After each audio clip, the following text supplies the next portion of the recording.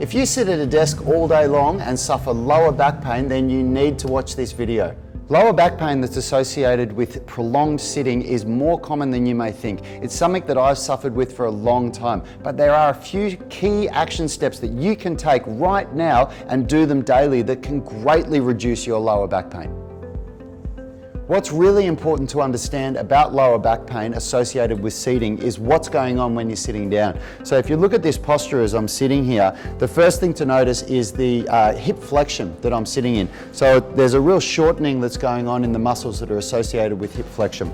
The other thing is that often people are really slouching. So the muscles in their core, the deep core muscles, are not doing what they're meant to, which is to be holding the spine up in a nice and healthy position. So the first thing that I'm going to do is to show you guys how to use the seat, the thing that's causing you problems, to actually help you to fix your problems by doing some stretches for those hip flexors. So what you want to do is come down like this, get on the ground so you're nice and comfortable, bring one leg up against the seat, okay?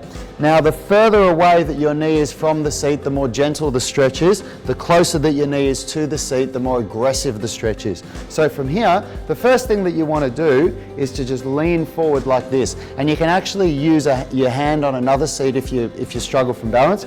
But the idea here is to drive this knee as far forward as possible so that you pull this leg back and it's going to open up the hips there and you're going to get a really great stretch in the hip flexor muscles. So the second stretch that you want to do is you want to tuck those hips forward, push back like this so that you're feeling a stretch still in the front of the hip, but this is targeting more the rectus femoris, part of the quadricep. So the whole reason that we do that stretch is that if you think about it, if your hip is sitting in this position and that hip flexor is getting shortened, then what happens when you stand up is the hip flexor pulls the front of the pelvis down like this and it puts excessive pressure on the lower back. So for me, in my case, when I do that stretch alone, it makes a huge difference to reducing lower back pain.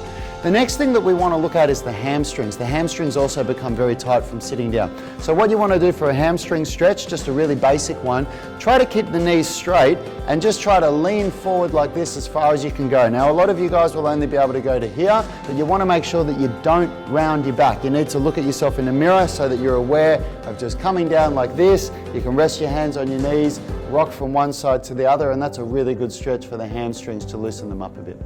And the next thing that we want to do is to go into the glutes and the internal rotators of the hip. So this is called the 90-90 stretch. You put your front leg and back leg at a 90-degree angle. And the first one that you want to do whilst trying to keep a straight spine, so you don't want to round your back, we're just going to lean forward over that front leg and gently rock side to side. And if you're doing this correctly, you're going to feel it in your glutes or your bum on the front leg. The next one we're going to do is to come around like this and open up. And this gets into the inside of the hip on the back leg, okay?